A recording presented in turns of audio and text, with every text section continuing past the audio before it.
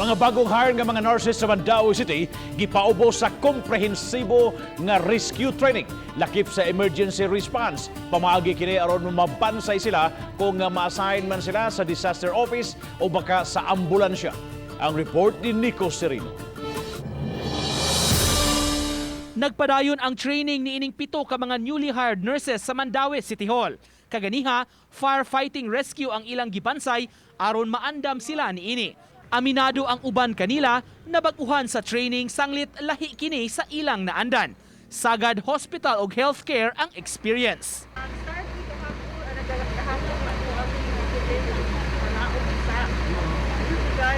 Matud sa labaw sa CDRRMO, ang maong mga nurses mauunya ang i-assign sa mga ambulansya sa syudad.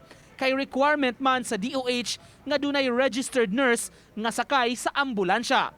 Apan kay sa CDRRMO man sila ma-assign, maong gibansay sab sila sa emergency response.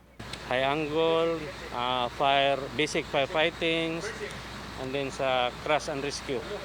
So they are also called responders. Uban ni June Solon, Nico Sereno, Balitang Bisdak.